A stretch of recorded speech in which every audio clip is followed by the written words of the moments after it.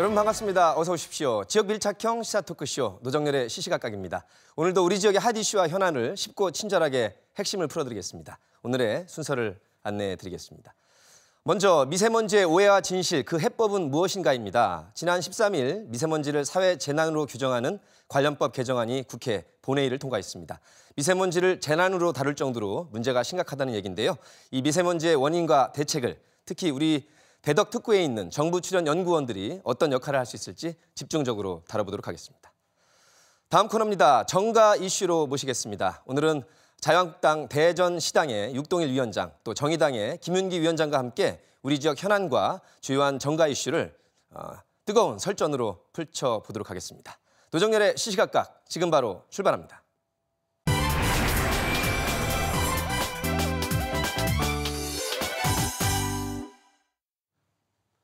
노정렬의 시시각각 오늘의 첫 번째 주제는 미세먼지의 원인과 해법을 집중적으로 다뤄보고자 합니다. 요즘 전 국민이 그야말로 미세먼지 노이로제에 걸려 있다 할 정도로 걱정들이 많으신데요. 먼저 이 미세먼지의 원인이 무엇인지, 대책과 해법이 무엇인지 오늘 관련 국회의원과 과학자분들을 모셔봤습니다. 오늘 출연자분들을 소개해 올리겠습니다. 한국화학연구원 허일정 박사와 함께합니다. 안녕하세요. 더불어민주당 이상민 의원 나오셨습니다. 안녕하세요.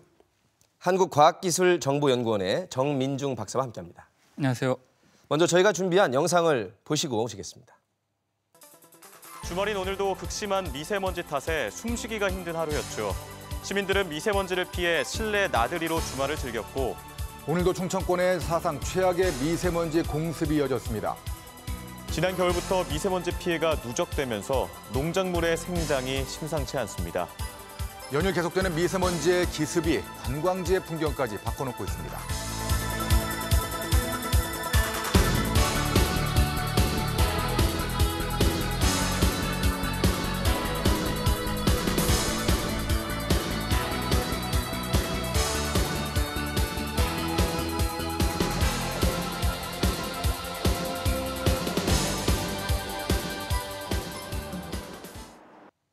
정말 화면에서 보신 것처럼 미세먼지의 심각성 그 어느 때보다 뉴스거리가 되고 있습니다. 먼저 저희가 미세먼지에 대해서 많이 아는 것 같기도 하지만 이 중에 상당 부분은 오해도 있다고 그래서 저희가 관련 전문가 세 분과 함께해서 OX부터 한번 풀어보도록 하겠습니다. 본격적인 토크에 들어가기 전에 자 준비하시고 제가 먼저 질문을 드리면 세 분께서는 당연히 카메라 앞쪽으로 보이시는 쪽으로 자기의 의견을 말씀해 주시길 바라겠습니다. 자, 첫 번째 질문은요. 미세먼지 옛날에는 없었고 갈수록 심각해진다. 자, OX 중에 들어주시길 바라겠습니다. 저도 한번 참여를 해보겠습니다. 자, 아니 우리 박사님은 뭐예요? 일단은 세모입니까? 그거는 OX도 아니고? 그렇다라고 할 수도 있고 그렇지 않을 수도 있습니다. 너무 뜻대미지근하신데. 네. 근데 그 이유가 뭐냐면 네. 이 미세먼지라는 단어 때문에 그런데요. 미세먼지라고 하는 거는 우리가 얘기하는 PM만이 아니고 대기 오염 물질을 얘기합니다. PM은 뭡니까? PM은 파티큘러 매러라고 이제 PM10, PM2.5 이런 거 많이 들어보셨죠? 처음부터 어려워지는데. 예. 저 미세먼지 입자 사이즈를 얘기를 합니다. 입자 사이즈. 예. 그래서 작다고 해가지고 미세먼지인데요. 근데 이 미세먼지라고 하는 게 아까 말씀드렸던 대기 오염 물질인데요. 예전에 측정했던 거는 PM10, PM2.5 이런 걸 위주로 많이 쟀습니다. 그 외에 유발하는 물질이 현재 과학적으로 많이 밝혀지고 있는데요. 이런 물질에 대해서 좋다 나쁘다라고 할 수가 없기 때문에 저는 중간을 선택을 진짜 했습니다. 과학적이신데요. 예전에 파악하지 못했던 입자의 크기들이 지금 최근에 올수록 더 밝혀졌기 때문에 네, 맞습니다. 이 질문 가지고 과연 포함이 되겠느냐. 네, 입자의 크기만이 아니고 성분 그리고 이제 종류 이런 것들이 이제 달라지게 됩니다. 과학자들이 이렇습니다. 아주 디테일이 살아계신데 의원님은 저는 과학적 그런 방법보다는 느낌입니다. 예. 옛날에 제가 초등학교 다니거나 중학교, 고등학교, 대학교만 해도 미세먼지라고 라는 용어 자체가 없었습니다. 예. 굉장히 깨끗했고. 예. 그런 걸로 봐서 예전에는 없었지만 요즘에 와서 심각해진 것 같다라고. 옛날에 구석기 시대는 더 깨끗했고. 정 박사님은 어떻습니까? 저는 X로 했는데요. 실제로 환경부 자료를 보게 되면은 2004년부터 2016년까지 전체적인 양을 보면 감소하고 있는 상황입니다. 그래요? 예, 그렇지만 실제로 심리적으로는 전반적으로 굉장히 우려할 만한 수준으로 이제 느끼고 있는 상황이고요. 저도 정 박사님과 같이 아니다. 옛날에도 있었다. 맞습니다. 예, 네. 그런데 요즘 와서 심각해진 게 아니다. 저는 이렇게 봤고요. 과학적 근거는 아니고요. 과학자분 중에 한 분이 하신 말씀이다. 아니 어떻게 그러니까 저희 넷이 다 다릅니다. 그죠? 네, 이렇게. 자, 아마 이만큼 미세먼지의 지금 현상과 앞날도 당분간은 뿌연한 것으로 여러분이 느끼시면 될 것 같습니다. 아마 우리 애청자분들도 가정에서 이렇게 OX 하실 때 조금씩 달라질 수가 있을 것 같습니다. 두 번째 질문 드리겠습니다. 준비하시고. 우리나라의 미세먼지는 중국의 영향이 가장 크다. 하나, 둘, 셋. 와, 이 의원님은 X, 저랑 우리 정 박사님은 똑같이 O. 일단은 자 내려주시고. 아니 근데 허 박사님 자꾸 이렇게 세모를 하시는 거예요. 황교안 황 대표 때문에 세모가 유행했는데 이거 세모라고 할 수 있습니까? 아니면 이건 이도저도 아닙니까? 그러니까 지금 저 이제 과학을 하는 사람들이 공신된 그 입증된 데이터를 가지고 얘기를 하는데 아까 정 박사님 얘기하신 것도 대기오염 물질 중에 PM은 줄어든 게 맞습니다. 근데 아까 제가 말씀드린 거는 언노운 밝혀지지 않은 물질들이 있어서 그렇게 얘기한 거고요. 지금 이 중국에 있는 것도 저는 그렇게 표현합니다. 없지 않다라고는 하지 않습니다. 근데 그러니까 얼마인지를 지금 얘기를 못 하고 있고요. 그리고 공개된 자료 같은 것도 보게 되면 그 고농도시에도 우리나라가 많았다, 중국이 많았다, 날짜별로도 그렇습니다. 그래서 저는 그거에 대해서 그 주요한 영향이라고 지금 얘기할 수는 없고요. 분명 적지 않은 영향. 허 박사님은 우리 시청자분들이 알아듣기 쉽게 말하면 영향이 어느 정도 있다. 네. 그죠? 가장 큰 것도 아니고 가장 적은 것도 아니고. 네, 이렇게 하겠습니다. 예, 우리가 그렇게 논의할 정해 시간이 있어서. 네. 아니 이 의원님은 근데 왜 가장 크다가 아니다라고 지금 드셨어요? 뭐 사실이 어찌하건 간에 예.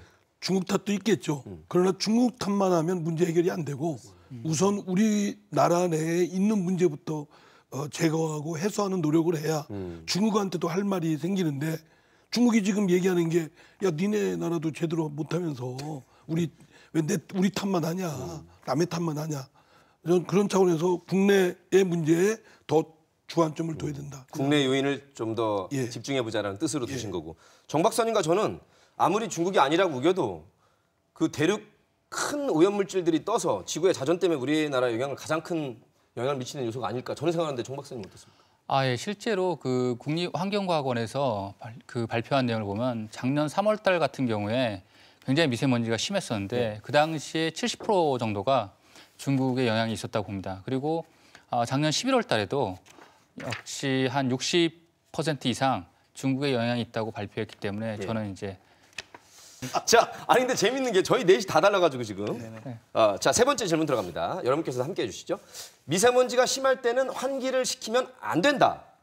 그러니까 시키면 안 된다가 맞으면 O고요. 시켜야 된다면 X입니다. 하나, 둘, 셋.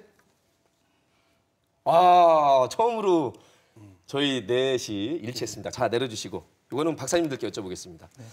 일반적으로 밖에가 심하니까 오히려 환기시키면 안으로 들어올까 봐 안 하는 게 좋다라고 생각할 수도 있는데 그래도 환기를 해야 됩니까? 네, 그 맞습니다. 이유가 뭘까요? 아까 말씀드렸다시피 이 미세먼지가 그 대기 오염 물질인데요. 이거를 저희가 없애려고 환기를 안 시키면 네. 그 안에 공기질이 더 나빠질 수 있습니다. 그 이유가 뭐냐면 네. 사람이 이제 호흡을 하거나 그 생활 활동을 할 때 산소를 이제 마시고요. 그리고 CO2를 배출합니다. 네. 이런 것들이 이제 오래 가게 되면 미세먼지보다 더 이제 문제를 일으킬 수도 있거든요. 그렇기 때문에 환기는 시키되 장기간 환기를 하는 것은 저는 추천하지 않습니다. 네. 네. 자, 아주 일목요연하게 알아들으셨을 것 같습니다. 저는 MBC 뉴스에서 네. 보고 알았습니다. 자, 오늘의 마지막 OX 퀴즈 들어갑니다. 미세먼지 마스크는 KF 숫자가 높을수록 좋다. 하나, 둘, 셋. 과학자분들은 전 모르겠습니다. 저만 바보 됐네요. 네. 정 박사님, 네. 왜 높을수록 안 좋아요? 높을수록 아무래도 걸러지는 그 정밀도가 높아지겠지만 호흡이라든지 심장에 가해지는 부담은 역시 생길 거라고 생각이 됩니다. 네. 그런 의미에서. 네. 네. 우리 허 박사님 뭐. 네, 유사한 답변인데요. 네. 그 여기 좋다라는 이 말 때문에 저는 이제 세모로 했습니다. 그러니까 아까 그 미세먼지는 걸러질 수 있겠지만 PM10, PM2.5는 걸러질 수 있겠지만 취약계층에서는 호흡곤란이든 이걸 해서 더 다른 문제를 일으킬 수 있다라고 저 의학 쪽에서는 얘기를 하고 있습니다. 그리고 아까 이 미세먼지가 대기오염 물질이잖아요. 그 입자를 거르지만 다른 기체상 성분이라든 이런 거는 걸러지지 않습니다. 그렇군요. 네. 미세먼지에 대해서 저희가 사실 오해가 있었던 것도 지금 깨닫고 있습니다. 막연한 불안감이 확산되면 국민적으로 문제가 될 수 있기 때문에 정확한 정보가 어디까지 현재 나와 있습니다라고 국민들에게 전달될 필요가 가장 큰 것 같습니다, 의원님. 미세먼지가 지난 일주일 동안 아주 뿌연 정도가 아니라 거의 재난 영화 보는 듯 네. 했지 않습니까? 저도 굉장히 두려웠습니다. 아마 국민들께서도 야 미세먼지의 나쁨, 뭐 매우 나쁨 이런 것들을 눈으로 이제 확인할 수 있는 계기가 돼서 이렇게 우리 사회 경각심을 두고 그래서 국회도 그동안 저 문 열지 않고 회의도 안 한다 그러고 욕바가지 먹거든요. 그럼에도 불구하고 빨리 입법 통과시키자 해서 네. 통과가 며칠 전에 됐습니다. 그렇군요. 국민적인 그 관심사가 됐으니까요. 이 분야에도 일명 페이크 뉴스, 필요 이상의 막연한 불안감이 확산될 필요는 없지 않겠습니까? 그래서 과학자분들의 조언이 필요할 텐데. 네, 그 미세먼지 이거 관련해 가지고 그 현재 여러 가지 과학적 조사가 이루어지고 있는데요. 예. 그 결론이 나지 않은 부분이 굉장히 많습니다. 예. 그래서 아까 가짜 뉴스라고 하는 그 추측과 그 과장 그리고 삭제를 하면서 이제 조작하는 그런 것들이 있는데요. 이런 거를 방지하기 위해서 우리가 인터넷에서 미세먼지라고 치면 굉장히 여러 가지 정보들이 나옵니다. 그게 아니고 공신된 사이트들이 있습니다. 그 검색 엔진에 그 미세먼지법, 뭐 환경 미세먼지법 아니면 그 미세먼지 사업단이 있습니다. 거기 미세먼지 사업단이라고 검색을 하면요.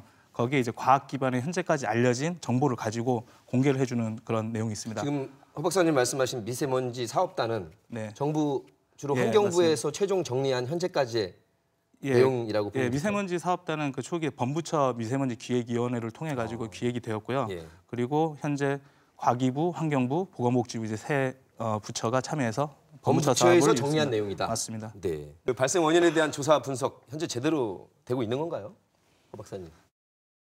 발생원 같은 경우에는 그 저희가 우리나라가 그 환경부 국립환경과학연구원에서 그 대기 정책 지원 시스템이라고 있습니다. 아까 캡스라고 그 보안 시스템에 비슷한데요. 여기서 1999년부터 배출량 통계를 내 가지고 연마다 이제 저 보고를 하고 있습니다. 예, 20년째 하고 있군요. 예, 그 인벤토리가 갖춰져 있고요. 거기 보면 굉장히 세분화되어서 어떤 업장에서 이제 발생이 되는지 좀 나와 있습니다. 예. 하지만 그 중요한 건 뭐냐면 발생되는 양만이 아니고 기여되는 양이 중요합니다. 예를 들어 가지고 발생이 100이 되는데 기여를 10만 하는 경우, 발생은 50인데 기여를 20을 하는 경우, 그럼 20을 하는 경우가 우리나라 미세먼지를 더 일으키거든요. 그것 때문에 이제 그러한 역학조사라든지 이걸 위해서는 그 과학조사가 필요합니다. 그거는 지금 착수돼 가지고 진행이 되고 있고, 예, 이미 그런데 이제 국민 입장에서는 한때 뭐 고등어 뭐를 저기 이렇게 구우면 그거로 인한 미세먼지가 국민들한테 엄청나게 피해 준다고 해서 일부 언론이 그랬죠. 국민 생선인 고등어가 완전히 그렇게 타격을 받았거든요. 네. 저도 고등어 굉장히 맛있게 먹는데 그런 어처구니 없는 뉴스들이나 자료들이 제공되는 건 이제 정부나 과학자들이 좀 정리해 주셔야 되는데 맞습니다. 두 과학자분들도 지금 좀 말씀드리자면 엇갈리잖아요. 네. 그러니까 비전문가가 볼 때는 헷갈립니다. 그러니까 그게 삭제라는 부분이 있습니다. 아까 가짜 뉴스를 만들 때 고등어 구울 때 어느 범위까지인지를 얘기해야 됩니다. 대기 중에 나와 있는 미세먼지까지를 얘기해 버린 거거든요. 근데 분명한 건 부엌에서 이제 그런 조리를 할 때 환기를 시키지 않으면 그 안에서는 미세한 그 유증기라든지 이제 응축성 미세먼지라고 하는데 그런 것들이 발생이 됩니다.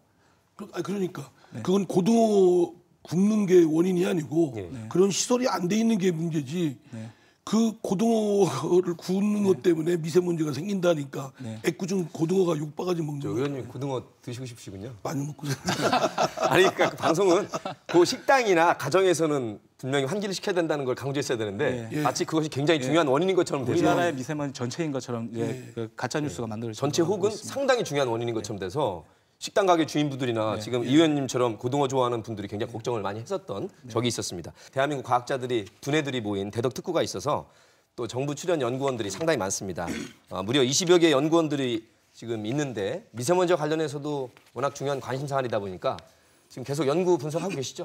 예, 그 많은 연구원들이 지금 현재 그 원천적인 생성 억제라든지 그다음에 배출을 어떻게 저감할지 그리고 이를 통해서 어떻게 집진해서 이런 것들에 대한 연구들이 많이 진행되고 있습니다. 집진이라는 건 먼지를 모은다? 모은다는 얘기죠. 그리고 이런 것들에 대한 이제 효과에 대한 평가와 새로운 기술들을 적용하고 있는데 그 저희 같은 경우에는 정보연구원에 지금 현재 슈퍼컴퓨터가 있습니다. 슈퍼컴퓨터. 예, 이러한 컴퓨터를 이용해서 도시에 대한 전체적인 모델링을 통해 가지고 미세먼지의 흐름이라든지 그리고 미세먼지들이 어떤 부분에선 특히나 더 몰려있을 상황도 있을 수 있고 이런 것들을 판단해서 이를 통해 가지고 저희가 전략적으로 어떻게 미세먼지를 제거할지에 대한 그 의사결정을 할 수 있는 수단으로 제공하기 위한 이제 그런 컴퓨터 모델링과 시뮬레이션에 대한 연구도 지금 동시에 수행하고 있는 상황입니다. 과학기술정보연구원이기 때문에. 네, 맞습니다. 화학연구원에서는 그럼 뭘 주안점 두고 있습니까? 제 화학연구원에서는 아까 말씀하신 그걸 이제 눈이라고 보면 저희는 손인 거죠.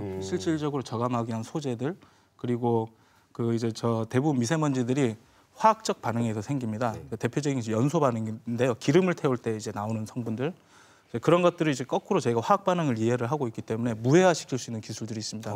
그거를 접목해서 눈과 그리고 추가로 더 관리가 들어가야 됩니다. 거기에 아우러져야지 미세먼지 저감 효과가 나타날 거라고 보고 있습니다. 눈과 손발이 잘 맞아드는데 일단 뛸 몸을 좀 만들어주시는 동력을 우리 정치계에서 만들어주셔야 돼요. 그 우리 출연 연구소들이 그 미세먼지 해결을 위한 연구 성과들이 상당히 많습니다. 예. 그런데 그게 간헐적으로 보도가 되다 보니까 우리 연구소들이 미세먼지를 위한 노력을 안 하고 있는 것처럼 비춰지거나 뭐 관계가 없는 것처럼 비춰지는데 집대성해 보니까 상당히 많습니다. 예. 지금 화학연구원에서도 그 종전에는 그 암모니아 냄새를 제거하는 연구를 했답니다.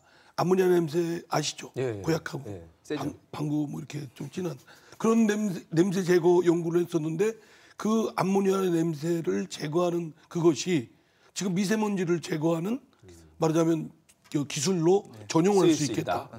그래서 생명공학연구원, 예. 또 원자력연구원, 또 기계연구원, 또 항우형 같은 경우는 인공위성을 통한 미세먼지의 경로 같은 거 파악하는 거, 뭐 이런 등등해서 기계연구원도 있고요. 그래서 우리 정부의 과학기술연구소들이 집대성해서 미세먼지 연구에 대한 협업을 하면 상당히 실제로 지금 효과가 기대되는 그럼요. 그런 연구 성과들이 상당히 많습니다. 네. 최근에 보면 미세먼지 예보를 보면 대전, 세종 지역이 농도가 높은 날이 많습니다. 충남도 높습니다. 거기가 이제 보령 그쪽에 화력발전소가 있거든요. 당진. 네네. 그러니까 굉장히 그런 화력발전소에서 생성되는 그 미세먼지, 오염, 대기질을 나쁘게 하는 것들이 많기 때문에 상당히 영향력이 예, 영향력이 오지요. 그래서 그쪽에서 오는 영향 때문에 세종이나 대전에도 영향을 곧바로 입힙니다. 허 박사님 보시기에는 어떠세요? 제가 생각하기에는 그 뭐 지금 좋아지고 있다, 나빠지고 있다 저는 그 아까 수치상 외에 답을 좀 드리긴 어렵습니다. 왜냐하면 계속 말씀드리지만 지금 저희가 마라톤을 시작을 한 거거든요. 이 미세먼지와의 전쟁에 대해 가지고 그 이유를 알고 해야 되는데 이 미세먼지가 발생 종도 굉장히 많습니다. 한 가지 성분이 아니에요. 잡곡밥이라고만 생각하거든요. 근데 그 안에 쌀도 들어있고 보리도 들어있고 여러 개 있는데 이걸 잘 모르고 있습니다. 그게 알아야지 우리 지역에 왜 생기는지. 우리는 분명히 차라든지 인구 밀집도는 낮습니다. 근데 주변에 다른 이제 산업 환경들이 또 있거든요. 뭐 농업도 있고 그런 것들이 고려되어져 가지고 왜 우리 지역에서 생기는지 그런 걸 알아내야 되는 이제 시작이라고 저는 그렇게 생각합니다. 우선 국민들께서 느끼시는 체감으로는 네. 저는 종전에는 이른 봄에 황사 현상 그것 때문에 그 걱정했죠. 정도만 걱정을 했거든요. 근데 지금은 연중 거의 사계절 느낍니다. 우선 하늘만 봐도 뿌옇고 서울뿐만 아니라 대전도 굉장히 아주 심하게는 두려움을 느낄 정도로 뿌옇고 또 아주 민감하게 체질을 갖고 있는 분들은 매우 이렇게 아침 운동으로 다니면은 느낄 정도니까 사실은 뭐 통계 숫자는 잘 모르겠습니다. 그러나 국민들 체감도는 거의 일상화되어 있다. 그럼요. 예, 그래서 이거에 대한 것이 고착화되어 있고 구조화되어 있기 때문에 이를 퇴치하기 위한 노력 또한 굉장히 하여튼 공력을 들여서 중장기적으로 해야 된다 생각이 듭니다. 예. 분명한 것은 지금 여러 가지 뭐 기류 변화라든지 이런 걸로 해가지고 정체 기류가 많이 생기면서 고농도가 어차피 뿜어내고 들어오기 때문에 고농도가 생기거든요. 근데 분명한 거는 인간의 활동에 의해서 만들어진 겁니다. 그래서 인간 활동에 의해서 만들어지기 때문에 우리가 줄여야 됩니다. 예. 굉장히 중요한 말씀이셨습니다. 원인 제공이 바로 우리 인간의 활동. 자동차도 있겠고 아까 말한 발전소에서 뿜어내는 것도 있겠고 그걸 우리가 알아야지만 또 저감으로 갈 수 있을까 말이에요. 그 사람들 편익을 위해서 이렇게 만들어진 시설이나 활동들 이런 것들이 오히려 이제 그만큼 또는 그 이상의 해로움을 끼치고 있는 거죠. 그러니까 공짜가 없는 겁니다. 네, 맞습니다. 그리고 우리가 이제 3만 불 이제 넘어서 환경에 국민들이 또 관심이 굉장히 많지 않습니까? 이제 거기에 투자를 해야 될 거고 정부에서도 그런 쪽에 이제 우리가 환경을 개선을 위한 쪽으로 많이 신경을 써야 될 것 같아요. 근데 저희 방송 보시면서 미세먼지를 짚고 있는데 방송에서 미세먼지와 초미세먼지를 같이 예보할 때가 많아서 저도 초미세먼지와 미세먼지가 어떻게 다른 건지 좀 헷갈리거든요. 어떻게 다른 겁니까? 일단 두 가지를 간단하게 입자의 크기로 일단 분류를 하고 있습니다. 예. 그래서 PM 2.5, 그다음에 PM 10, PM 10으로 이렇게 그러니까 입자 크기가 10이라고 볼 때 초미세먼지 같은 경우에는 2.5 정도로 사이즈가 작은 더 작은 거고. 예, 작은 거라고 보면 되겠습니다. 예. 근데 영어로요, 의원님. 우리가 좋다 할 때 fine 그러잖아요. 예. 근데 요즘에 영어 뉴스 보니까 fine dust, 울트라 fine dust 그러는데 어떻게 이렇게 파인이라는 뜻이 두 가지가 가지가 있습니다. 있습니까? 세세한이라는 네. 뜻도 있고요. 아, 좋다는 뜻도 있습니다. 진짜 파인한 세상이 돼야 되는데 우리가 지금 네. 파인 먼지 때문에 굉장히 아이러니하게 고통을 겪고 있습니다. 재밌으십니다. 개그맨 출신이라서요. 그래요? 이렇게라도 해야 됩니다. 실제 우리 대덕 연구 단지에서 20여 개의 출연 연구원들이 열심히 지금 노력을 하고 계신데 이론적으로 그리고 연구한 성과가 실제 이 미세먼지와 관련한 실제 사례에서 좀 활용이 되는 그 케이스들이 있는지요? 좀 우리 다 할 수는 없어도 시청자분들이 좀 알아두시면 좋을 것들 어떤 게 아까 있습니까? 암모니아 냄새 그거 말씀하셨고. 제거하려고 했다가 지금 이제 미세먼지 제거하는 기술로 이제 전환을 시켰고. 그 화학연구에서 그런 성과가 있었고요. 뭐 이제 사례를 말씀드리면 우선 대표적인 예로 들면요. 뭐 공장이라든지 발전소라든지 여기서 나오는 이제 유해 가스들이 있습니다. 예. 이 가스 같은 경우에는 가면 큰 설비가 있든지 자동차 밑에 뭐 정화 장치가 있죠. 저희 화학연에서 하는 거는 화학 반응으로 이제 이게 생기기 때문에 그 가스를 다시 무해화시키기 위해서 촉매라는 화학 물질을 씁니다. 그래서 그 화학 반응을 이용해 가지고 바꾸는 역할을 하고요. 근데 이 촉매 기술만으로 달 수가 없잖아요. 이건 가루 형태거든요. 그러면 이거를 부품화하고 그다음에 더 나가서 뭐 기계연이라든지 그리고 뭐 생기연이라든지 외기연 같은 데서 신기현은 생산기술연구원 생산기술연구원. 예. 그런 데서 해가지고 결국에 이제 장치화를 해야 됩니다. 예, 이게 지금 현재 다 달려 있습니다. 아마 그 가솔린 차에도 있고 지금 디젤 차에도 규제 때문에 다 달려 있을 겁니다. 사실 그 기술이 없었더라면 지금보다 생각만 해도 끔찍할 정도로 더욱더 나빠졌던 거죠. 그게 LA 스모그입니다. 예, 런던 스모그는 이제 황에 기인을 했고 LA 스모그는 자동차 그 질소산화물. 예. 요새 그 낙스 얘기가 많지 않습니까? 예. 그게 기인한 대표적인 사례라고 할 수 있습니다. 우리 허 박사님 때문에 런던 스모그와 LA 스모그의 차이점도 지금 받고. 자, 화학연구는 그렇고 우리 길어가지고 과학기술정보연구원에서는 네. 어떤 실제 적용 사례를 만들어내고 있습니까? 실제 이제 미세먼지 때문에 요즘에 공기청정기가 굉장히 많이 사용되지 않습니까? 네. 그런데 이제 사실 많이 비싸고요. 이 공기청정기 같은 경우에도 저희가 이제 예를 들어서 실내 같은 경우에 어디에 두는 것이 가장 효과가 좋을 것인가? 예. 물론 저희가 이제 전체적인 도시에 대한 안에 움직이는 공기의 흐름을 모델링하고 평가하기도 하지만 실내에서 과연 그 공기청정기가 위치했을 때 그게 주변에 어느 정도 영향을 주는가 이런 것까지 전부 다 이제 컴퓨터로 그 평가를 지금 하고 있습니다. 그렇군요. 네. 예. 좀 뭐 우리 지역에 있는 전자통신연구원 애트리 같은 경우는 이제 빅데이터나 뭐 이런 등등 센서 예. 이런 연구를 하고 있고요. 또 에너지기술연구원에서도 하고 있고 원자력연구원에서도 그 미세먼지를 저감시키는 그런 연구를 또 하고 있고. 그러니까 뭐 각 연구원마다 자기 특화된 전문 분야는 열심히 지금 노력을 하고 계세요. 예, 그래서 그거를 모아서 패키지로 이거를 처방을 하면 굉장히 기대 효과가 있다. 우리가 공공기관 차량 이부제를 많이 뉴스에서 듣고요. 왜냐하면 움직여야 되는데 가서 주차장 폐쇄했다 그러면 자기의 문제로 직접 다가오니까 말이죠. 또 한 가지 화력발전소 어느 정도 이상 운영하지 않도록 이렇게 규제하는 것들 알고 있는데 이렇게 함에도 불구하고 시민들이 느끼는 거는 과연 효과 있어? 실효성을 여쭙거든요. 아무래도 화력발전소의 출력을 제한한다든지 이런 것들은 충분히 효과는 있을 거라 보고 있습니다. 예. 그런데 예를 들어서 자동차 이부제 같은 경우에 물론 배출가스가 절감되는 효과는 있겠지만 이게 배출과 노출에 또한 문제가 있거든요. 또 용어가 다르군요. 개별 국민들 같은 경우에 차량을 두고 갔을 때 얼마나 노출이 될 것인가 하는 점도 고려해야 되고 과연 그러면 이런 차량 이부제로 효과가 어느 정도 있을까 이런 것들이 지금 저희 같은 경우에는 많은 센서들이 점점 미세먼지 관련해서도 센서들이 지금 배치가 되고 있고 예. 감지를 하고 있고 거기에서 데이터가 나오고 있기 때문에 그런 데이터를 종합적으로 보고 그 데이터를 분석해서 과연 우리가 하고 있는 정책이 얼마나 좋은 정책인지 이거에 대한 이제 의사결정까지 저는 해야 된다고 생각을 하고 있고 그러한 큰 데이터를 또 활용하고 분석하기 위해서는 아무래도 대형의 컴퓨팅 장비가 필요하다고 보고 있고 이에 대한 준비를 하고 있는 상황입니다. 네. 그래서 슈퍼컴퓨터를 네. 잘 지금 연구하고 계신 거고. 정치 행정 쪽에서는 어쨌거나 조치를 취하고 있는데 이게 과학기술에서 온 것이 잘 접목이 돼야 될 텐데 어느 정도라고 보십니까? 우선은 저희가 이 미세먼지라는 게 아까 대기오염 물질이라고 했잖아요. 한 2016년에부터 이제 큰 이슈가 됐었지 않습니까? 그 전에는 저희가 그런 예를 들어 저감 기술 같은 경우에는 규제 대응 기술이라고 있습니다. 이제 자동차라든지 아니면 우리나라 규제를 달성하기 위한 기술이 있는데요. 그걸 이제 조금 더 개선을 해야 되는 거죠. 그리고 중요한 게 뭐냐면 규제 대응가 되지 않는 그런 지역이 있습니다. 근데 규제를 만들면 산업이 이제 문제가 될 수 있거든요. 과학기술이 그거를 해결을 해주고 그다음 보급이 가능해질 때 규제화를 하는 그런 전략들이 필요할 것 같습니다. 어쨌든 과학 쪽에서는 여러 가지 사각지대 부분 기술들을 계속 지속적으로 연구를 하고 있습니다. 미세먼지를 사회 재난에 포함시킨 것은 상당히 의미가 있다고 볼 수 있을까요? 며칠 전에 이제 통과된 법에서 미세먼지를 사회 재난의 유형으로 대상으로 넣었거든요.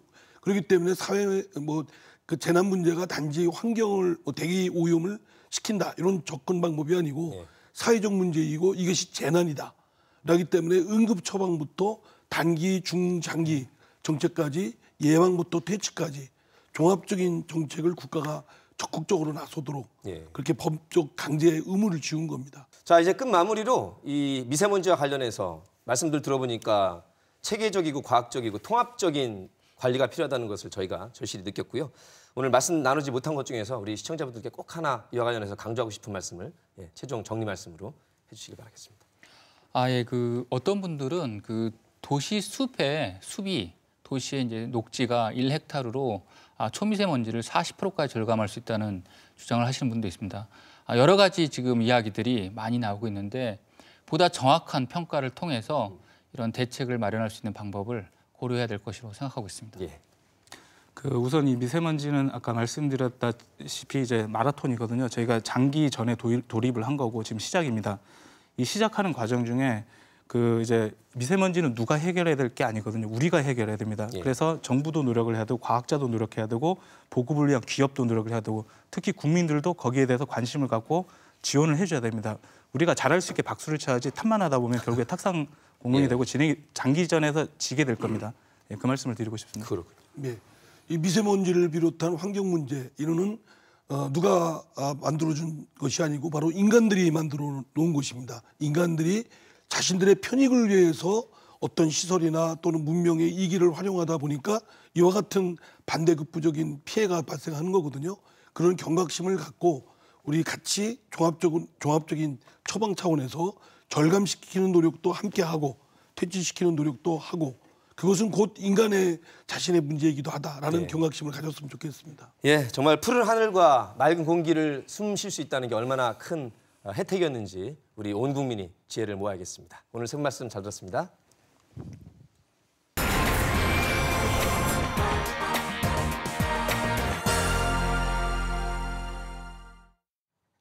노정렬의 시시각각 정가 이슈로 모시겠습니다. 열띤 설전을 펼쳐주실 세 분을 소개합니다. 먼저 배재대학교의 최호택 교수와 함께합니다. 안녕하세요. 어서 오십시오. 자유한국당 육동일 시당위원장과 함께합니다. 네, 반갑습니다. 반갑습니다. 정의당의 김윤기 시당위원장과 함께합니다. 예, 반갑습니다. 자, 이제 내년 총선이 4월이기 때문에 1년하고 조금 남았는데요. 이 선거법 개정과 관련해서 좀처럼 여야 간의 입장차가 좁혀지질 않는 것 같습니다. 패스트 트랙이란 말이 화두가 되고 있기도 하고요. 먼저 자유한국당과 입장이 많이 다른 것 같은데 육동일 위원장님, 자유한국당의 입장은 지금 뭔가요? 네, 지금 현행 선거구제가 개편돼야 된다는 것에서는 전적으로 공감을 합니다. 왜냐하면은 지금 현행 선거구제는 일당 승자 독식제도 아닙니까? 그렇기 때문에 사표가 많이 양산이 돼서 표심이 왜곡된다는 문제가 있고요. 또 이 득표율과 의원 점유율이 상당히 연동되지 않았다는 문제가 있죠. 이제 그런 문제를 해결하기 위해서는 선거구제가 반드시 개편이 돼야 되는데 아시는 바와 같이 이 연동형 비례대표제는 내각제 권력구조 개편에 맞는 선거구제입니다. 보통 대통령 직선제에서는 잘 쓰지 않는 선거구제거든요. 만일 연동형 비례대표제가 되려면 의석수가 늘어나야 됩니다. 300석에서 뭐 무려 한 350석이라든지 이렇게 의석수가 대폭 늘어나야 되는데 우리 국민들은 국회의원 의석수가 늘어나는 것에 대해서 반대를 합니다. 그렇기 때문에 정해진 300석에서 연동형 비례대표제를 도입하려면 지역구 의석수가 내려가고 이렇게 돼야 되는데 그 부분에 대한 합의를 만들어내기가 쉽지 않다. 예. 저희들은 우리 당 입장에서는 아마도 국민들의 그런 의견을 반영을 하고 또 제왕적 대통령제를 견제하기 위해서는 이제 연동형 비례대표제보다는 지역구를 270석으로 하고 예. 지금 명분은 좋지만 실질적인 운영은 잘 되고 있지 않은 비례대표제를 폐지를 해서 예. 국민들의 그러한 기대를 충족시키고 제왕적 대통령제의 권력구조 개편에 합당한 그런 선거구제를 대안으로 제시하고 있는 상황입니다. 알겠습니다. 유 위원장님 말씀 일단 들었고요. 하나하나 그 요점별로 짚어나가겠습니다. 의원 정수로는 오히려 10%가 줄어서 270명 그리고 비례는 없애자는 안으로 자유한국당에 일단 당론으로 저희가 입장을 드렸습니다. 당론은 아니고 이제 대안으로 제시가 된 상황입니다. 그러니까 지금은 정해진 거죠 일단 그 입장은. 네. 네. 예, 알겠습니다. 뭐 물론 추후에 바뀔 수도 네네. 있겠지만 현재까지 정해진 입장은 그렇다는 말씀이시고요. 일단 우리 김윤기 위원장님 오셨기 때문에 정의당의 입장이 먼저 궁금해지는데요. 이제 저희가 애초에 내놨던 안은요. 지역구와 비례를 2대1로 해서 360석을 만드는 안이었습니다. 아하. 그런데 이제 그 정개특위 한 7개월여의 논의를 거치는 과정에서 자유한국당을 제외한 이제 4개 당이 합의안을 만드는 과정에 있고요. 그래서 이제 의원 정수 관련해서는 300석으로 묶는 안에 대해서 거의 합의가 된 것으로 알고 있습니다. 정의당도 거기까지 합의한 거예요? 예, 거기까지 동의한 것으로 지금 이야기가 되고 있고요. 다만 민주당이 지금 준연동형제라고 해서 득표율의 50% 정도만 우선 의석을 배정하는 제도에 대해서는 완전 연동형으로 해야 된다라고 하는 부분에 대해서는 아직도 논의 중에 있습니다. 예. 그러면 그 새 당의 내부에서는 비례제를 어떻게 할 것인지에 대해서는 어떻게 지금 가닥을 잡고 있습니까? 비례 제도와 관련해서는 이제 이게 선거법상의 어떤 규정이 딱 없습니다. 네. 그래서 뭐 이제 그 나경원 원내대표가 비례 제도가 밀실공천과 나눠먹기다 이렇게 표현했었는데 사실 뭐 그건 자유한국당이 그래 왔던 거고요. 저희 이제 정의당 같은 경우에는 당원 직선으로 비례대표 명부도 이게 정하고 있었고 이제 외국의 사례를 보면 개방형 제도라고 하는 게 있습니다. 그러니까 이 각 당의 비례 명부도 국민들 투표로 정하는 방식이 있습니다. 그래서 이게 민주적 공천과 이 정당 운영 방식의 개편이 이렇게 따라와줘야 이 선거제도 개편이 그 요구하는 장점들을 발현할 수 있는 겁니다. 그래서 사실 이거 하나로만 모든 게 해결된다 이렇게 말씀드리는 것은 아니고요. 네. 그동안 이제 우리의 정당들이 갖고 있었던 여러 가지 문제들을 해소하는 그런 이제 관행의 개선이라든가 아니면 정당 운영의 개선이라든가 이런 것들이 같이 따라와야 효과가 훨씬 더 커지고 이런 것들은 사실 이제 거대 양당이 먼저 바꿔야 될 일들이 많이 있다고 봅니다. 알겠습니다. 네, 지금 뭐 이상적인 측면에서는 동의가 되는데요. 현실적으로 보면 이제 아까 300석 내에서 연동형 비례대표제를 도입하는 경우에 지역구를 225석으로 하고 비례대표를 75석으로 한다는 거잖아요. 그렇게 되는 경우에는 기존의 253석에서 225석으로 지역구가 축소된단 말이죠. 예. 그랬을 때 오는 그 선거구 획정을 다시 해야 되는데 과연 그게 당내에서 동의를 받을 수 있겠느냐. 지금은 내 지역구는 안 없어진다는 전제하에 이게 논의가 지속되지만 만일 당내에서 내 지역구가 없어진다고 한다면 정말 우리가 그동안 3석 줄이는데도 얼마나 어려웠습니까? 선거구 획정. 이제 이번에 선거구제 개편이 되면 선거구 획정 단계로 넘어가야 되거든요. 그랬을 때 그것이 과연 합의를 도출해낼 수 있겠느냐 하는 점에서는 현실적으로 대단히 어렵다. 시간적으로도 그렇고 우리나라의 지금 현행 선거구제의 국회의원들의 그런 속성에서 아마 이게 쉽지 않을 거다 이런 생각이 알겠습니다. 듭니다. 유 위원장님과 우리 김 위원장님의 말씀 들어보니까 현실론에 가까우시고 조금 이제는 이상적으로 가야 되지 않겠냐는 입장이신 것 같은데. 이상론이라기보다는 아까도 이제 처음에 말씀을 하셨는데 네. 선거제도 이 개편의 어떤 의미에 대해서 승자 독식과 이 정당 지지율과 이 의석수의 비례를 맞추는 것이다 이렇게 말씀하셨는데 270석으로 그것도 지역구로만 하게 되면 사실 이런 것들은 다 완전히 제로가 처음에 되는, 말씀한 게 지금 제로가 되는 상태가 패스트트랙에 합의한 다른 당의 입장이라고 아마 정리를 하신 걸로 저는 그렇게 해석을 했는데. 예, 그렇고요. 그리고 이게 이제 자유한국당이 내놓은 안이 30석을 줄이겠다라고 하는 건데 사실 이것은 이제 정치 혐오에 기반해서 나쁜 정치를 계속하겠다라고 하는 그런 안이거든요. 그건 아니죠.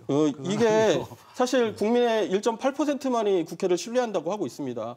이렇게 나쁜 정치가 되었던 데는 지금까지 한국의 이 정당들이 기득권은 유지하되 어떤 대의를 위해서 자신의 이 기득권을 내려놓는 것에 대해서 계속 유보해 왔기 때문입니다. 지금 말씀하신 게 물론 지역구를 줄이는 게 어떤 그 저항이 있을 것이 분명합니다. 하지만 지금의 선거제도 개편은 단순히 다음 국회의원 선거의 룰을 만드는 것뿐만이 아니라 국민들에게 신뢰받을 수 있는 국회개혁의 출발이고 또한 우리가 이제 촛불 민심 이후에 우리 사회가 어디로 갈 것이냐라고 했을 때 법과 제도를 만들어야 하는 국회를 어떻게 구성할 것이냐라고 하는 알겠습니다. 그런 지점에서 매우 중요한 김 위원장님 다른 또 간다고 주제도 봅니다. 있어서 여기까지 예. 듣고 아유 죄송합니다. 제가 최우택 교수님을 마이크를 드리랬더니 두 분이 워낙 열띠게 지금 설전이 붙어서 민주당 같은 경우에는 지금 연동형 비례대표제는 일단은 이제 찬성을 하고 그래서 야3당과 지금 일단 합의가 된 상태인 것 같고요.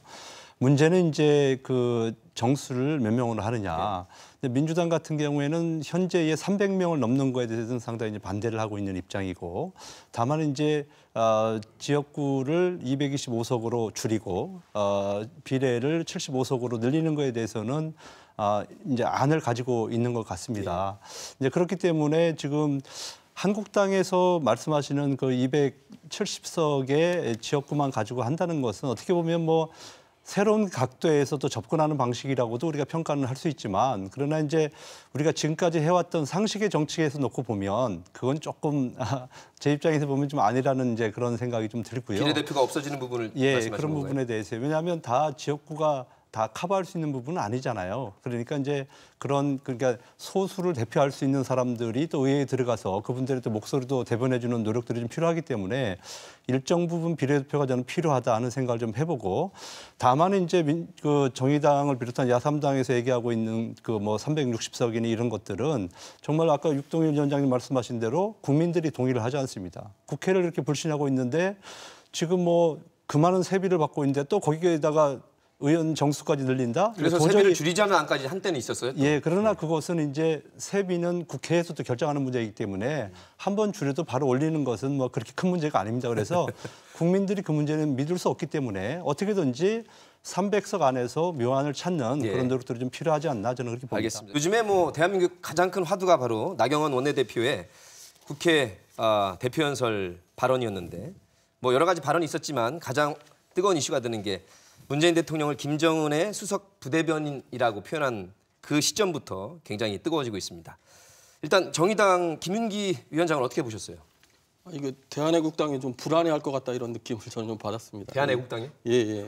이게 뭐 이제 어쨌든 지난 전당대회 때부터 보면 사실 5.18 망언도 있었고요. 탄핵에 대한 부정 발언도 있었고, 이렇게 하면서 사실 국민들의 지탄을 받는 발언들이 많이 나왔잖아요. 뭐 김진태 씨나 김준규 씨 같은 경우에 계속 지탄의 대상이 됐었는데, 사실 이것의 연장선상에서 나경원 원내대표가 그런 이야기를 함으로써 사실은 자유한국당이 그런 노선으로 가고 있다라고 하는 것을 보여줬다 이런 생각이 좀 들고요. 이제 이것이 어쨌든 정치적 계산 속에서 이 자유한국당의 지지층을 결집시키기 위한 노력이라 할지라도 정치라고 하는 것이 권력을 탐하는 일이긴 하지만 이 대의와 명분이 사라졌을 때 오직 권력 싸움만 남게 되는, 이런 나쁜 정치만 남게 되는 이런 상황이 벌어지고, 그랬을 때 대단히 그 나경원 원내대표의 이번 그 교섭단체 연설은 대단히 좋지 않았다 이렇게 보고 있습니다. 그러니까 과도한 비난 수준을 넘어섰다 이렇게. 그렇죠. 보시나요? 내용도 없고, 그리고 이제 뭐 좌파가 11번이나 나오고, 그래서 구태의연한 색깔론과 이 뭐 종북론에 기대요. 다시 지지층을 결집시키기 위한 것, 그리고 자기가 자신의 어떤 그 인지도와 그 존재감을 부각시키는 것에 너무 집중했다 이렇게 그런 정치적 보여집니다. 셈법이 있는 걸로 우리 김 위원장은 보시는데, 자유한국당의 육동희 위원장께서는 어떠신가요? 아마도 우리 이 방송을 보시는 시청자분들이나 많은 국민들은 우리 김윤기 위원장님의 주장에 별로 동의를 안 할 겁니다. 야당 대표 연설을 많은 국민들이 같이 지켜봤습니다. 그런데 많은 국민들이 하시는 말씀이 야당 대표로서 지금까지 국정의 실패와 실정을 조목조목 잘 지적을 했다. 그리고 대안까지 제시했다. 이런 점에서 속이 시원하다. 이런 말씀을 많이 들었습니다. 아시는 바와 같이 지금 문재인 정권이 거의 반환기밖에 안 왔어요. 지금 아직 반환기도 돌지 않았는데 지금 경제는 거의 파탄 지경입니다. IMF 이후에 최악의 지금 경제 지표를 보여주고 있습니다. 지난 2월 달에 130몇 명의 실업자가 생겼고요. 실업률은 4.7%. 가장 높은 기록을 나타냈습니다. 또 소득 양극화는 더 심화돼서 20% 상위 소득자는 더 돈을 많이 벌고 하위는 더 떨어져서 이제는 그 격차가 5.5배 이상으로 늘어났습니다. 사교육비의 격차는 더 벌어졌습니다.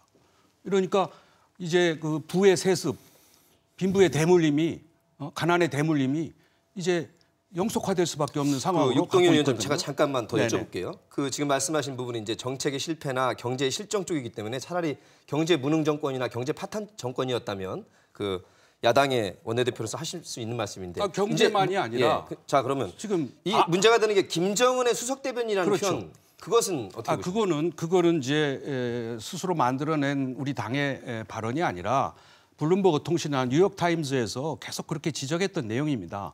대변인 역할을 한다, 에이전시 역할을 한다. 그래서 그거는 온 나라가 그렇게 평가를 하고 있을 뿐만 아니라 우리의 많은 국민들도 그동안의 대북 관계가 거의 전부 다 이렇게 대북의 어떤 일방적인 지원, 핵폐기는 완전 핵폐기를 뒤로 하고 오히려 우리 한국만의 무장 해제만을 가져오는 이런 안보 불안 이런 것에 대해서 국민들이 걱정을 하고 그런 문제점을 표현한 거거든요. 그렇기 때문에 이 문제에 너무 민감하게 민주당이 대응한다는 건 저는 민주당이 뭔가 좀 초조하고 불안한 것이 아닌가. 굉장히 열띤니다. 오늘 저희 정가 이슈 생긴 일에 우리 최우택 교수님 어떻게 보셨습니까 이번? 네, 저는 이제 양당을 보고 있을 때 이건 시대가 변해도 참 역시 똑같은 일이 재현되고 있구나. 그러니까 한국당이 집권 여당이었을 때 민주당이 또 똑같은 입장에서 또 얘기를 했던 것 같고요. 이번에 또 이제 정당이 바뀌니까 이제 한국당의 대표가 또 이제 그런 발언을 하는 것 같고 그래서 우리나라 정치가 언제나 좀 선진적으로 갈 수 있을지 좀 국민의 한 사람으로서 상당히 좀 걱정되는 부분이 있다. 저는 그런 말씀 좀 드리고 저는 지금 그 나경원 원내대표의 발언을 시작으로 해서 내년 4.3 총선은 이미 시작이 됐다. 네. 저는 그렇게 봅니다. 그러니까 지난번 그 하노이 선언이 결렬되고 난 이후에 그때부터 이제 양쪽이 이제 주도권 싸움이 좀 시작되고 있고 그것의 시발점이 나경원 원내대표의 이번 발언이다. 그래서 지금부터는 내년 4월 3일까지는 이런 패턴이 저는 지속될 거라고 보는 거고요. 그래서 국회도 우리가 정상화되기를 원하지만 그건 좀 어려울 것 같다. 왜냐하면 지금 이 문제 가지고 민주당에서는 지금 나경원 원내대표를 지금 서로 윤리위에 제소를 했고 그다음에 이제 한국당도 이해찬 대표하고 지금 이제 홍영표 원내대표를 제소한 상태이기 때문에 이것이 이제 서로 지금 이제 그걸 달리는 그런 싸움들을 계속 하고 있어요. 그러나 제가 좀 부탁하고 싶은 것은 이것은 정말로 국회를 위하거나 국민들 어려운 상황을 해결해 주는데 아무 도움이 안 되거든요. 그래서 조금씩 양보해서 좀 정상적으로 내려놓고 서로 좀 취하하고 취하하고 정상적으로 좀 국회를 운영하는 것이 어떨까 하는 생각을 사실 해봅니다. 서로 그 반발하는 것은 이해는 하는데 실질적으로 그 윤리위에서 이것이 통과될 가능성은 같은 국회의원들이라 국민들께서 보시기에는 서로 입장을 세게 발표했다 이렇게 해석을 하는 것 같습니다. 위원장님들 그동안의 오셨습니다. 관례를 보면 그렇죠. 그렇죠. 지금. 네. 아이고 참. 근데 이제 결국은 우리가 안보 문제에 관해서는 북한의 완전 비핵화 이 문제가 전제되지 않으면 그동안에 우리가 취해왔던 대북 관계 여러 가지 정책이나 안보 정책이 국민들에게 대단히 불안하게 느껴지고 있다. 이 점에 대해서는 아마도 많은 국민들이 그렇게 보고 계신 거를 대변해서 원내대표가 말했던 걸로 저는 그렇게 평가하고 싶습니다. 현재 지금 이제 북한하고 미국의 관계가 완전히 이제 끝난 상태가 아니고요. 어느 정도 지금 연결고리가 남아 있고 또 다른 회담들이 이제 앞으로 좀 이루어질 가능성이 높기 때문에 현재로서 좀 지켜보고 지금 겨우 연결되고 있는 곳에 찬물을 좀 끼얹는 그런 것은 좀 바람직하지 않다 저는 개인적으로 그렇게 봅니다. 예. 비판하고 그다음에 자유한국당이 갖고 있는 정견을 이야기하는 것에 대해서 누가 뭐라고 하겠습니까? 근데 그런 식의 발언은 국회와 정치의 품격을 떨어뜨려서 사실 안 그래도 불신받는 정치가 더 불신받는 그런 계기를 만드는 일이기 때문에 저희들도 그렇게 비판하고 있는 거고요. 또 하나는 이 양당 체제가 갖고 있는 한계라는 겁니다. 이게 이 당 아니면 저 당이기 때문에 사실 대통령이 실패하면 가장 아픈 것은 국민입니다. 그래서 도울 건 돕고 비판할 건 비판해야 되는데 야당이 되면 무조건 저 당보다만 나으면 되니까 다음 선거에 당선될 수 있고 다음에 일당이 될 수 있으니까 이 사실 양당 체제를 극복하는 것이 정책을 가지고 그리고 가치를 가지고 경쟁할 수 있는 풍토를 만드는 거고요. 이번 원내대표 그 연설만 보더라도 바른미래당이 물론 뭐 저희하고 다른 생각도 많이 있습니다만 미세먼지 대책이나 뭐 미투 입법 등 이 민생 문제에 관해서 여러 가지 제안들을 내놓는 걸 보면 사실 이 양당 체제를 극복해서 여러 가지 가치가 국회에 병존하는 것이 꼭 필요하다 이렇게 알겠습니다. 보여집니다. 정책으로 좀 가자. 정쟁보다는 사실 이게 섞여 있긴 합니다만 바람을 말씀해 주셨고 자 그런가 하면 우리 지역으로는 의미 있는 제안이 지금 나오고 있습니다. 대전시의 여야정 협의체 제안이 자유한국당과 또 우리 정의당에서도 제안이 됐는데 필요성이 뭘까요? 일단 유 위원장님부터 말씀해 주신다면. 제가 이 문제를 아마 제가 제일 먼저 제안을 했던 내용인데요. 지금 우리 대전시정이 7월 1일 작년 7월 1일 출범해서 여러 가지 내용을 보면 시정의 오류, 정책적인 오류 또 시정과 관련된 난맥상들이 굉장히 많이 일어나고 있습니다. 지금 우리 대전시는 인구도 줄고 있고 침체, 쇠퇴 위기를 겪고 있는데 시가 내놓는 정책은 그런 우리 시민들의 아픔이라든지 시민들이 일하고 먹을 수 있는 정책에 주안을 두기보다는 뭐 베이스볼 드림파크라든지 뭐 센트럴 둔산 센트럴 파크라든지 대전 방문회 해라든지 이렇게 어떻게 보면 좀 비생산적이라고 할까요? 물론 그것도 필요하지만 정책의 우선순위가 바람직하지 않다. 뿐만 아니라 모든 정책이 지금 전부 갈등을 겪고 있는 이유는 시민들의 참여를 존중하지 않기 때문에 그렇습니다. 시민 참여의 핵심은 정책 결정 과정에 참여하는 겁니다. 그런데 결정은 시에서 일방적으로 해놓고 따라와라. 그리고 추인하는 형식의 시민 참여를 한다면 시민들은 동의하지 않습니다. 따라서 저희들이 그런 시정의 오류를 시정하고 시민 참여를 통해서 정책의 성공을 가져오기 위해서는 여야정 협의체가 필요하다. 이런 취지에서 제안을 했던 알겠습니다. 겁니다. 김 위원장님. 이제 지난 지방선거에서 대전시 의회가 사실 이제 22명 의원 중에 21명이 민주당으로 구성됐다가 이제 20명이 됐죠. 이러다 보니까 사실은 이제 그 집행부를 제대로 견제하고 감시할 수 있는 기능이 많이 약화됐습니다. 그래서 이제 민주당의 관점과 민주당의 철학대로 정책들이 나오게 되어 있고 그래서 이게 다양한 관점에서 어떤 사업들을 추진하는데 이제 한계를 갖고 있기 때문에 그렇다라고 하면 이 여야적 상설 협의체를 통해서 다른 의견들이 충분히 좀 이렇게 교류하고 반영될 수 있는 틀을 좀 만들어 보면 어떻겠느냐. 그런 과정에서 물론 비판도 있겠지만 비판을 통해 또 대안도 나올 수 있고 이런 과정을 좀 가져보자 이런 의미에서 또 제안드렸었고요. 또 하나는 이게 이제 지역 정치의 특수성이라고 하는 게 있는 것 같습니다. 그래서 이번에 이제 뭐 트램을 하기로 했는데 이제 저희야 뭐 트램 반대하긴 했지만 어쨌든 트램이 되면 이게 사실은 대중교통 정책 전반과 우리 이제 대전 도시계획 전체를 바꿀 만한 어떤 그런 계기가 되지 않습니까? 그러면 허태정 시장 임기 4년 안에 이게 끝나는 일이 아니라는 거죠. 이렇게 봤을 때 이 대전의 정치 세력들이 이 의미에 대해서 제대로 공유하고 그리고 이후의 비전을 함께 세우면서 어떤 사업들에 대해서는 4년이 아니라 40년짜리 계획을 함께 공유하는 뭐 이런 것도 필요하지 않겠느냐. 이랬을 때 이 여야정 협의체가 기능을 발휘할 수 있겠다 이렇게 한마디만 첨언하면요. 이게 당리당략으로 저희들이 제안한 게 아니라 정말 어려운 대전시의 발전과 시민들의 삶의 증진을 위해서 시정을 돕기 위해서 저희들이 제안했다는 것을 알겠습니다. 강조하고 최 싶습니다. 교수님 본의 아니게 민주당 입장일 법한 말씀도 예, 하셔야 아니 될 뭐 것 그런 건 같은데. 아니고요. 예, 저도 이제 두 분 제안에 대해서는 적극적으로 좀 동의를 하는 입장이고요. 그러나 이제 지금 사실 이번에 우리가 3월 8일 날 개각이 있었는데 그때 보면은 충청권 인사가 한 명도 들어가지 못했다는 거죠. 그러니까 이런 그런 그 여야정 협의회를 통해서 사실은 지역에서 어떤 정책들이 같이 입안이 되고 또 지역의 인재들이 같이 이제 키워져 나가야 되는 거거든요. 그리고 또 국회에서도 국회의원들끼리 같이 뭉치고 또 정부에 대해서 압박할 건 압박하고 지역의 그런 그 유능한 인재들을 좀 키워나가는 그런 좀 여러 가지 노력들이 좀 필요하지 않습니까? 이제 그런 차원에서 그러니까 그런 것을 시작하는 차원에서 지금 두 분 논의하는 것은 저는 전적으로 동의합니다. 자, 저희가 마지막 이슈로 의문을 드릴 게 대전, 세종, 충남 현안 가운데서 이거는 우리 시민들이 꼭 좀 관심을 가져야 할 사안 말씀해 주시고 그에 대한 본인들의 해법 내지는 핵심적인 말씀을 정리 삼아 좀 해주시기 바라겠습니다. 지금 대전 침체에 여러 가지 요인이 있지만 그중에 대표적인 것이 이제 세종과의 관계 설정입니다. 세종과 이게 상생 발전이 돼야 되는데 지금은 오히려 제로섬 게임을 함으로써 대전의 인구가 세종으로 빨려 들어가는 빨대 효과가 나타나고 있죠. 이제 그런 점은 세종에게도 도움이 안 될 뿐만 아니라 우리 대전시로서는 굉장히 치명적인 겁니다.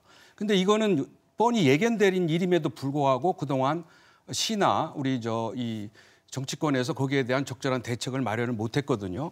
그렇기 때문에 지금부터는 대전시와 세종이 서로 상생할 수 있는 전략을 마련해서 뭐 통합은 나중에 설령 한다 하더라도 지금은 교통 문제, 경제 문제, 뭐 환경 문제 이런 것들을 같이 협의하고 같이 머리를 맞대고 결정을 하고 시민들에게 설득하고 이렇게 해서 정책의 성공을 가져오는 그런 노력이 먼저 선행돼야 된다고 보고 있습니다. 알겠습니다. 김 위원장님. 예, 저는 좀 두 가지 민원을 좀 이 자리를 통해서 말씀을 드리겠습니다. 하나는 이제 갑천 호수공원 개발 사업 관련해서 지금 진행이 되고 있는데 그 주민들이 시청 앞에 천막을 쳤습니다. 민간협의가 지금 뭐 1년 가까이 진행되는 와중에 주민들의 권리가 제대로 보장되지 못하고 있다 이런 이야기인데요. 이제 그런 건 그렇다 하더라도 지금 대화가 진행 중인 와중에 이전을 제때 하지 않았다고 해서 호수공사에서 지원부담금 3천만 원을 물리고 이걸 못 내니까 이게 생산 설비까지 차압하는 일이 벌어지고 있거든요. 이게 대전시가 좀 나서서 해결해 주셨으면 좋겠다라는 생각이고요. 또 하나는 우리 육동일 위원장님께 제안 드리는 건데요.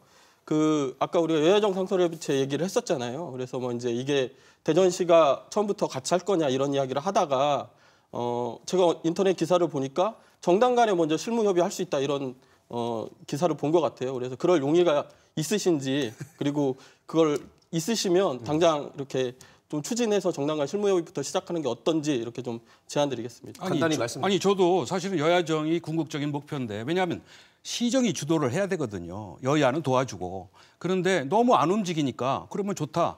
여야 협의체라도 우리가 만들어서 한번 얘기를 나눠보자. 근데 거기에 이제 당리당략이나 이런 것들이 개입해서는 안 되고 시정을 돕는 차원에서 뭐 의제 선정이라든지 이런 게 좀 오픈되고 여러 가지 우리가 격이 없는 논의를 한다면 여야 협의체도 뭐 거부할 그러니까 이유는 적극적으로 없죠. 참여 의사는 있다는 말씀. 당연히 있습니다. 몇 가지 듣겠습니다. 예, 우리 고맙습니다. 가운데서 고생하셨습니다, 최 교수님. 네, 저는 이제 어차피 이제 대전, 세종, 충청권은 이제 앞으로는 같이 가야 된다. 그래서 메갈로폴리스의 관점에서 도시계획이나 아니면 이제 시도 간의 어떤 관계 설정이 좀 필요하다 이제 그렇게 보고 있고요. 또 하나 중요한 것은 세종시 때문에 우리 충남이나 대전이 혁신도시 지정이 안 됐거든요. 그래서 이번에 이제 혁신도시 지정을 이제 재설정하고 있는 과정에 있기 때문에 세종시가 좀 도와줘야 될 것 같고 그리고 또 하나는 지금 세종에서 지역 인재를 채용하는 데 있어서 세종만을 권역으로 하다 보니까 대전, 충청권에 있는 인재들이 그게 들어가지를 못합니다. 그래서 그걸 좀 광역화할 수 있도록 세종시가 좀 같이 좀 동의를 해주면 아마 지역의 젊은이들이 많은 취업도 하고 좋은 일자리 얻을 것 같습니다. 아유, 그 어느 때보다 뜨거웠던 설전이 펼쳐졌던 정가 이슈였습니다. 오늘 쓴 말씀 잘 들었습니다. 노정열의 시각각 다음 시간에도 다양한 시각과 변화하는 시각을 담아서 우리 지역의 핫 이슈를 쉽고 친절하게 풀어드리겠습니다. 여러분 고맙습니다.